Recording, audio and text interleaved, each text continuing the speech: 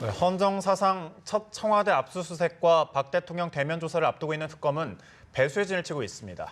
설 연휴 마지막 날인 오늘도 강행군을 이어가고 있는 특검의 수사 상황을 전문가 모시고 자세히 짚어보도록 하겠습니다. 오늘 조혜진 전 새누리당 의원, 강석진 전 서울신문 편집국장 나오셨습니다. 안녕하세요. 네, 안녕하세요. 네. 안녕하십니까. 오늘도 이제 최순실 씨가 소환 통보에 응하지 않았습니다. 특검은 체포영장을 재청구하겠다고 맞서고 있는데 이 최 씨의 시간 끌기 전략 어떻게 보시나요? 지난번에 6번 소환 거부하다가 한번 나왔는데 그때도 실질적인 진술은 별로 안 한 것 같아요. 지금 말씀하신 것처럼 기본적으로는 이제 시간 끌기 전략인데 특검의 그 수사의 큰 흐름에는 큰 스케줄에는 변동이나 지장을 주지 못할 것 같아요. 그러면서 그 지난번 7차 소환 때 나오면서 특검이 뭐 민주주의가 아니다라든가 이런 식으로 했다가 옆에 청소 아주머니한테서 핀잔 받은 것들이 있어가지고 여론이 급속히 악화돼서 이런 측면에서는 자꾸 소환 거부하고 하는 것이 오히려 더 이제 나빠지는 것 같고 특검은 오히려 이제 이제 조사의 강도를 더 높이게 되는 그런 효과를 가져오는 것 같습니다. 이제 특검은 이제 구속영장보다는 아마 체포영장 청구로 갈 가능성이 많은데 다시 나오더라도 또 이제 묵비권 행사하고 제대로 된 답변은 안 할 것 같은데 어쨌든 그렇더라도 특검은 절차적인 의미에서 계속 불러서 질문을 해야 되는 거죠. 답변을 안 하더라도 질문은 하고 증거와 증언을 들이대고 그걸 진술 조서에다 다 이제 기입하고 함으로써 나중에 법원에서 판사가 재판을 할 때 증거와 증언은 다 제시가 됐는데 그 피해자가 제대로 답변 안 하고 한 것이 묵비권 행사한 것이 실질적으로는 시인한 결과가 될 수 있기 때문에 재판에서 특검으로서는 그 일을 계속 불러서 조사를 해야 되는 거죠. 네, 이제 특검의 칼끝은 또 다른 뭐 실세겠죠. 우병우 전 수석에게도 좀 향하고 있는 것 같은데 특검이 좀 굉장히 좀 잘 준비를 해야 할 텐데요. 좀 어떻게 그렇습니다. 보시는지요? 지금 특검이 뭐 여론의 힘을 받아가지고 많이 이제 잘 진행을 시켰지만 몇 군데에서 지금 벽에 부딪히고 있지 않습니까? 삼성 문제라든지 대통령 조사 문제라든지 또 그 우병우 수석 문제 이게 남은 숙제들인데 우병우 수석의 경우에 전 수석의 경우에는 특히 뭐 그 좀 좋지 않은 별명이지만 범미꾸라지다 그래서 뭐 그런 별명도 있는데 그 우병우 수석과 관련해서는 조사할 게 많이 있지 않겠습니까? 그 지금 문체부 인사관리 문제도 있었고 그 사이에 전횡 문제도 있었고 뭐 여러 가지 문제가 있기 때문에 지금 최순실 사태 이후에 촛불 민심이 광화문 광장에서 가장 크게 외쳤던 구호 중에 하나가 이게 나라냐라고 외친 거 아닙니까? 그 이게 나라냐 이렇게 엉망인 나라를 만든 게 누구냐 했을 때 물론 핵심은 박근혜 대통령을 지목하고 있지만 그러나 그 옆에서 가장 큰 역할을 했던 게 우병우 수석이기 때문에 여기에 대해서 잘 조사를 해서 밝혀내야 되겠죠. 특히 저는 이 우병우 수석 문제하고 관련해서는 한 가지 좀 지적하고 싶은 거는 우병우 수석이 민정수석이기 때문에 단순히 이렇게 큰 힘을 발휘했느냐 저는 그거보다 플러스 알파는 있다고 봅니다. 뭐냐면 검찰을 쥐고 있었기 때문에 검찰을 확실하게 쥐고 있었기 때문에 그렇다. 그럼 검찰은 왜 그렇게 힘을 쓸 수가 있었느냐. 검찰이라는 게 우리나라의 수사권도 갖고 있고 기소 독점주의를 갖고 있고 그러기 때문에 그 검찰 권한을 갖다가 누군가 한 손에 쥐면 우리나라 그렇게 엄청난 국정농단 사태에 직결이 된단 말이죠. 그래서 그런 부분에 관해서 우병우 수석의 그 힘의 원천, 그다음에 그런 국정농단을 하게 된 과정, 프로세스 뭐 이런 것에 대해서 특검이 잘 좀 밝혀냈으면 하는 바람이 있습니다. 또 이제 잠시 뒤에 오후 2시죠. 조윤선 전 장관 소환하고 김경수 전 학장도 소환을 합니다. 정유라 비리 사건에 어떻게 보면 정유라 씨만 빠진 상황인데 덴마크 법원에서 오늘 정유라 구금 재연장 여부를 이제 결정을 하죠. 국내 송환에 대해서는 어떻게 보십니까?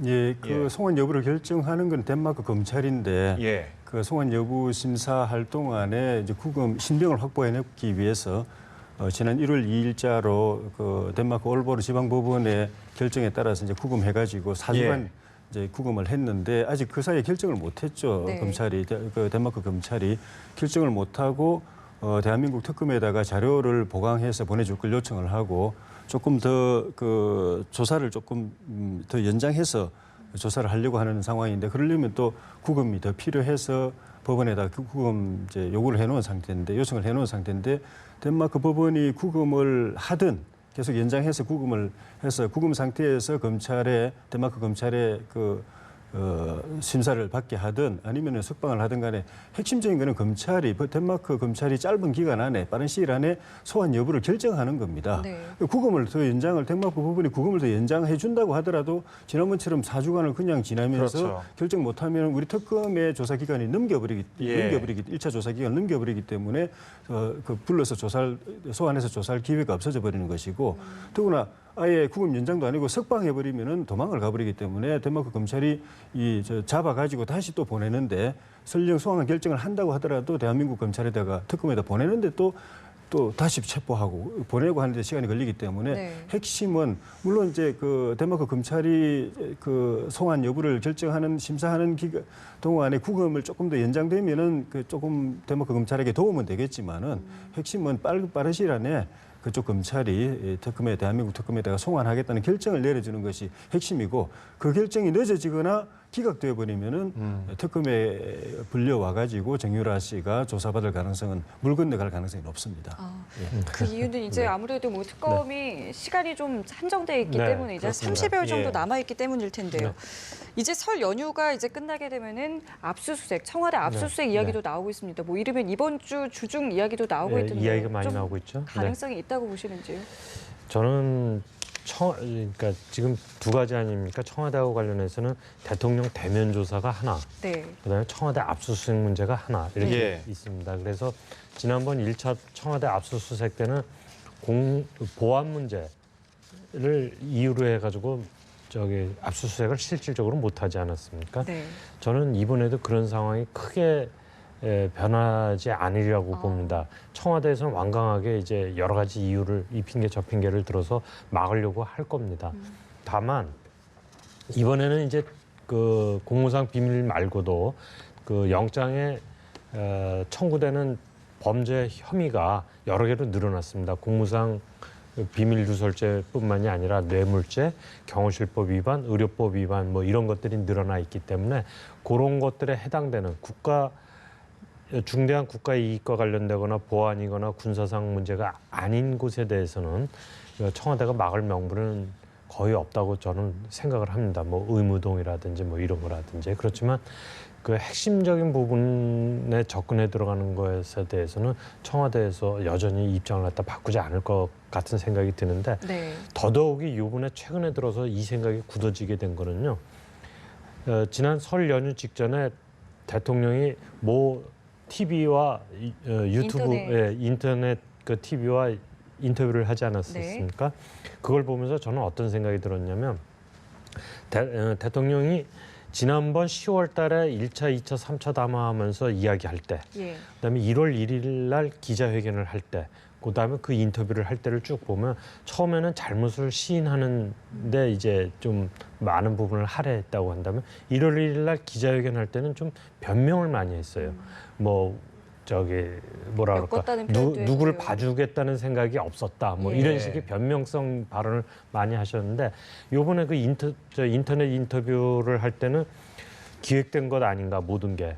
우발적인 것은 아니다 이러면서 오히려 역공으로 나서고 있단 말이죠. 대통령의 태도는 이 한 단계를 거칠 때마다 지금 훨씬 더 딱딱해지고 반격을 호시탐탐 그 기회를 엿보고 있는 그런 상황이다 이렇게 생각이 되기 때문에 대통령의 의지, 대통령의 생각은 지금 더 딱딱해지고 더 이 수사에 응하지 않는 쪽으로 굳어져 가고 있는 거 아닌가 그런 우려를 저는 좀 갖고 있습니다. 네, 대면 조사 가능성에 대해서는 어떻게 보십니까?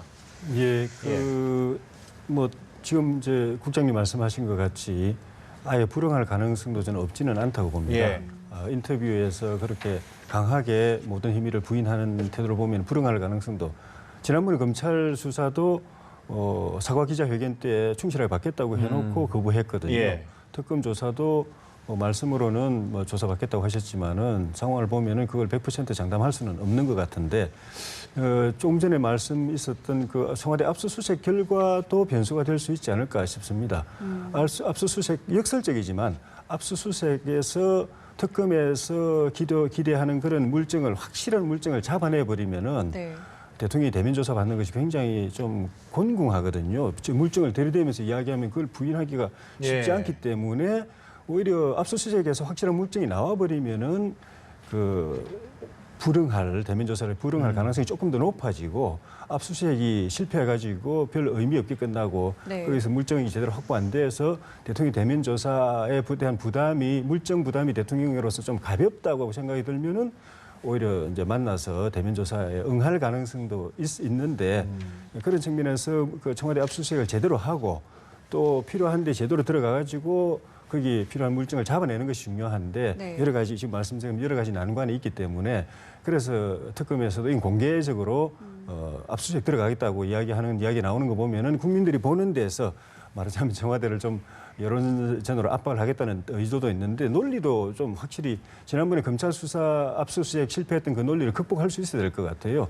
보안기관의 경우에는 보안 책임자가 허락이 있어야 동의가 있어야 그 압수수색 들어갈 수 있다고 그 형사소송법에 돼 있는 걸 지난번에 청와대가 내세워가지고 압수수색을 거부했는데 네. 제가 보는 저도 법학을 조금 공부했습니다만은 거기에 그 보안기관이라는 거는 범죄 행위 당사자가 아니고 피의자, 수사 대상자가 아닌 제3자인 경우에 다른 사람 수사하는데 왜 우리 보안기관이 보안을 틀려가면서까지 이렇게 조사를 받아야 되냐, 그거 못 받겠다 하는 거를 갖다가 인정해 주는 거라고 저는 생각이 들어요. 그 보안기관 자체가 범죄 당사자로서 조사의 대상인 경우에 그 법을 근거로 해가지고 안 받으면 대한민국 국민이 누가 그걸 용납하겠습니까? 그걸 방패막이 삼아가지고 성역화해가지고 조사를 거부하고 증거를 인멸하는 그런 법이 대한민국에 있다는 걸 국민 누가 인정하겠습니까? 그 부분은 아니라고 생각이 들거든요. 네. 그래서 청와대가 그걸 내세운 것도 잘못됐고 그걸 물리치지 못하고 물러선 검찰도 저는 잘못됐다고 보고 특검은 이번에 그걸 분명하게 청와대는 지금 조사 대상이 범죄 혐의를 받고 있는 당사자다. 제3자가 아니다라고 이제 들어가야 될 것 같고 그렇게 해가지고 제대로 물증을 잡아내는 것이 다음 예정돼 있는 대통령 대면 조사를 제대로 확실하게 의미 있게 가져가는 관건인 것 같습니다. 헌재 상황도 좀 짚어볼게요. 내일 박한철 소장의 퇴임식이 네. 있습니다. 네. 이 퇴임식을 이후로 해서 과연 헌재 탄핵 심판이 장기전이 될지 속도전이 될지 좀 굉장히 좀 바뀌게 될 것 같거든요. 저는 헌재의 입장 그대로 간다고 생각을 합니다. 좀 지금까지 보면 속도전 아니었습니까? 예. 근데 이제 속도전만이 능사가 아니라 심리를 철저하게 하는 것도 굉장히 중요한 가치가 아니겠습니까? 그래서 헌재는 그걸 양립시키기 위해서 지금까지 굉장히 노력을 해왔고 그 노력을 갖다 계속 하지 않을까 그렇게 기대를 하고요. 그리고 이제 특히 헌재 재판관 9분 가운데 이정미 재판관이 3월 13일 날 임기란 말이죠. 그러면 만약에 그분까지 하고 나면 7분 중에 6명이 찬성을 해야 탄핵이 인용되는데 2사람만 안 해도 이게 안 된단 말이죠. 그런 이제 숫자의 문제를 봉착하게 되는 걸 갖다 미연에 막기 위해서 이제 노력을 하게 될 텐데 저는 지금 이제 특검 수사도 그러고 대통령 대면 조사도 그러고 헌재 심판도 그러고 모든 게 2월 말 3월 13일 그 사이에 이렇게 다 몰려 있단 말이죠. 네. 지금 그 특검도 2월 28일까지인데 한 달을 연장할 수 있을지 없을지. 예. 그러면 그 수사를 어떻게 그 시한을 어떻게 활용을 해서 나한테 유리하게 할 것이냐를 놓고 대통령은 생각을 할 것이고 특검은 그 시한 내에 뭔가 성과를 내려고 할 것이고 네. 헌재는 헌재대로 할 거 아니겠습니까? 그러니까 수싸움이 복잡하게 이제 이루어지는데 헌재는 제가 보기에는 3월 13일 이정미 재판관이 임기를 마칠 그때까지 네. 어떻게 해서든지 결론을 내는 쪽으로 움직여가지 않을까 그렇게 기대를 하고 있습니다. 네. 예, 말씀처럼 정말 운명의 2월이 될 것 같습니다. 대선 주자에 대한 이야기를 해보겠습니다. 아무래도 이 설 연휴 동안에 대선 주자들의 행보가 좀 눈에 띄었는데 어떻게 보셨나요? 설 연휴 때도 예. 저는 지역에 다녀왔는데 예. 저희는 지역은 참고로 영남입니다. 네. 아, 예. 거기 이제 선배 후배들, 나이 드신 분들, 젊은 사람들 이야기 쭉 들어봤는데 지역에서는 여전히 설 상위의 화제가 탄핵하고 대선이었습니다. 근데 탄핵에 대한 여론은 큰 틀에서는 큰 변화가 없었던 것 같은데 조금 이제 반대 목소리를 내는 분이 세게 내는 이제 그런 장면을 보고 그러다 보니까 기존에 이제 탄핵 찬성했던 분들하고 사이에 설의 그 화기애애한 분위기를 깨뜨리는 그런 이제 논란이 세게 네. 벌어지면서 이게 대한민국 국민 민심 속에 이게 갈등이 이 탄핵 그 결정이 다가오면서 아주 첨예화되는구나 하는 생각이 예. 들었고 대선 관련해서는 저희 뭐 영남 지역이지만은 문재인 대세론이 상당히 강하고 문재인 대세론과 더불어서 문재인 불가론이 같이 있더라고요. 한 사람이 똑같은 말을 해요. 문재인 될 수밖에 없지 않겠냐. 근데 문재인이 되면 안 되는데 한 사람이요. 그렇게 이야기하고 네. 그러면서 또 이제 그에 대한 대안으로 생각했던 반기문 총장에 대해서는 당초에 기대보다는 좀 이제 실망을 했다든가 예. 좀 그런 여론이 좀 있어가지고 네. 그쪽은 어차피 이제 보수층 기존 새누리당 시청이 많다는 걸 이제 전제로 한다면은 다가오는 그 조기 대선에서 어떤 선택을 해야 되는 건지 네. 문재인이 아니면 누구를 내세워 가지고 그걸 이제 꺾어야 되는 것인지에 대해서 이 갈등하는 네. 뚜렷한 원래 반기문 이제 전 총장을 대안으로 생각했었는데 그게 조금 이제 흔들리고 있으면서 네. 그럼 그걸 계속 밀어서 승산이 있는 것인지 아니면 다른 대안을 빨리 찾아야 되는 것인지 이게 정리가 안 된 상황에서 이제 고민하고 있는 그런 모습이었습니다. 당장 설 연휴가 지나면 이제 여론조사 결과가 나올 텐데 네. 이게 또 대선 판도에 큰 영향을 주지 않겠습니까? 예, 그렇습니다. 그러니까 지금까지 우리가 쥐고 있는 여론조사라는 거는 설 민심이 아직 덜 반영된 거 네. 아닙니까? 지금 구도는 1강 1중 다약 구도 정도로 이제 요약을 할 수가 있는데 네. 뭐 저는 그 말씀드리기 전에 한 가지 좀 말씀드리면 촛불 민심 때 아까도 말씀드렸지만 이게 나라냐 그러면서 나라를 근본적으로 개혁을 해야 된다, 뜯어 고쳐야 된다는 생각들을 많이 했었는데 이제 막상 2017년이 열리고 설이 지나고 나니까 누가 앞서가고 있지 하는 이제 지금 경마를 보는 듯한 네. 그런 느낌으로 가고 있습니다만은 저는 지금 설 민심에도 불구하고 그 1강 1중 다약 구도가 그렇게 흔들리지 않았다 예. 이렇게 생각이 됩니다. 이슈 파이팅이 우선에 반기문 총장이 이슈 파이팅을 갖다가 못 해냈고요. 그다음에 안철수 손학규 그러니까 안철수 전 대표 손학규 지금 국민주권개혁회의 예, 의장 의장. 이분들은 이제 제3지대라는 말로 이제 흔히 표현이 되는데 여기서 그럼 제3지대가 왜 필요하냐 그 이유 그걸 갖다 아주 강력하게 각인을 아직은 못 시킨 것 같습니다. 그래서 지금 현재 판세는 그대로 가는 것 같고 네. 그러나 요동칠 가능성은 있다. 왜냐하면 반기문 전 총장의 선택에 의해서 그 반기문 전 총장이 국민의당을 가느냐 바른정당을 가느냐 어떻게 하느냐의 그 선택에 의해서 그다음에 제3지대가 어떻게 결합이 되느냐 이런 것에 대해서 그다음에 또 마지막으로는 그 탄핵이 어떻게 언제 인용이 되느냐 또는 기각되느냐에 따라서 네. 요동칠 요인들은 충분히 아직은 남아있다 이렇게 봅니다. 네. 네. 반기문 전 총장 설 연휴 이후에는 아무래도 좀 노선을 좀 정해야 될 텐데 예. 새롭게 창당을 하든지 아니면 기존의 정당을 하든지 예. 혹은 뭐 지금 새누리당 의원들 중에서 뭐 10여 명 정도가 설 연휴 전에 예. 뭐 집단 탈당을 하겠다 뭐 이런 내용도 좀 보였었는데 예. 어떻게 될까요 이게?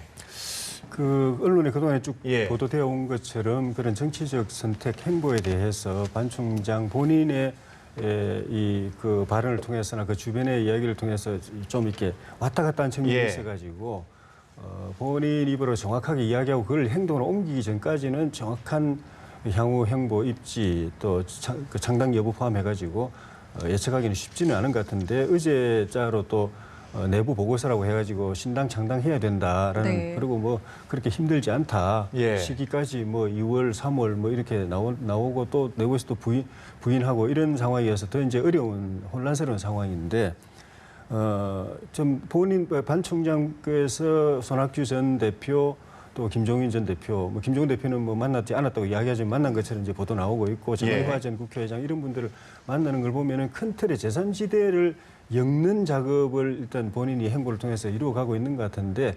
제3지대론이라는 거는 기본적으로 손학규든 안철수든 뭐 정운찬이든 다 포기하고 반기문 전 총장을 단일 후보로 추대하는 걸 전제로 했을 때 이런 행보들이 예. 의미가 있는 것인데 네. 우리가 알지만 그게 쉽지가 않거든요. 손학규 전 대표만 하더라도 오늘 이 판 하나를 위해서 2, 3년 동안 저 호남의 강진에 그 토담에서 지낸 분이 이거 나온 지 얼마 되지 않았는데 반기문 총장한테 이렇게 그 꽃길 깔아드리기 위해서 그거 하진 않았을 것이고 그래서 네.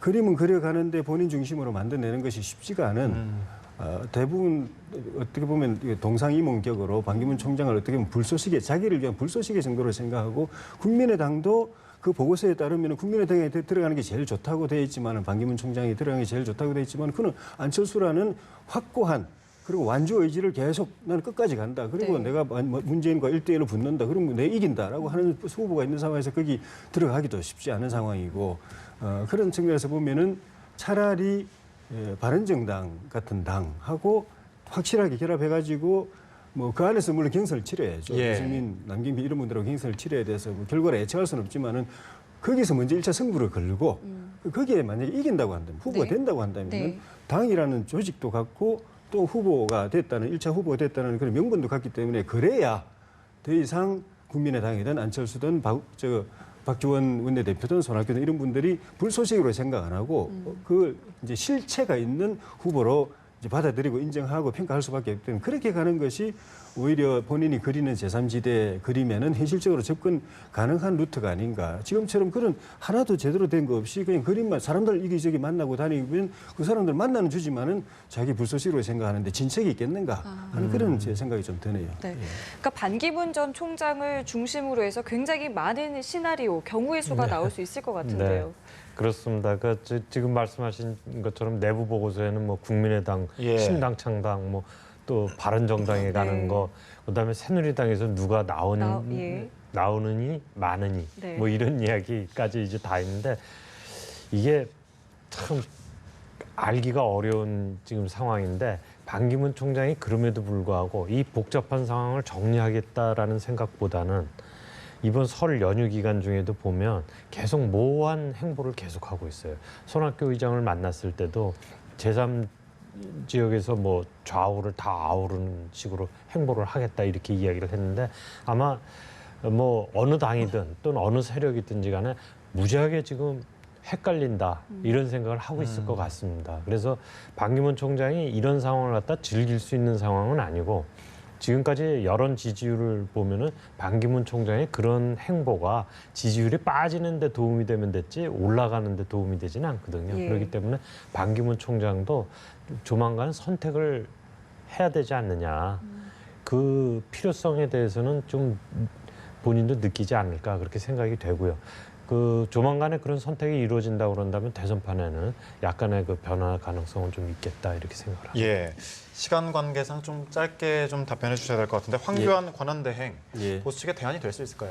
예, 그거는 기본 전제가 예. 반기문 총장이 아직 이제 공식 출마 선언을 안 예. 한 게 네. 시사하는 바가 있는 것 같은데 네. 가정이지만 본인도 뭐 들으시면 좀 기분 나쁘겠지만 그 출마를 안 한다고 전제했을 때 본인이 이제 대안으로 나올 수 있는데 그럴 경우에 보수층에서는 반기문 가지고 한번 실패했는데 황교안 가지고 또 실패하면 그다음 답이 없어서 황교안으로 밀 것이냐 아니면은 아예 예를 들면 유승민 후보 같이 이렇게 중도층의 외연 확대 가능성 있는 후보를 밀어가지고 그냥 세게 한번 승부를 걸 것인가 하는 결정을 보수층 내부에서 아마 하는 계기가 오지 않을까 싶습니다. 그런데 예. 황교안 총대의 대행 본인은 행보를 보면은 마음은 생각이 있으신 것 같아요. 신년 기자회견 때 제가 유심히 봤는데 네. 생각이 있으신데 지금은 그 생각 가지고 반기문 총장 지지율만 계속 잠식하고 있는데 반 총장이 만약에 안 나가신다고 하면은 네. 보수층에서 반 총장 대안으로 그럼 황 대행이 밀어볼까?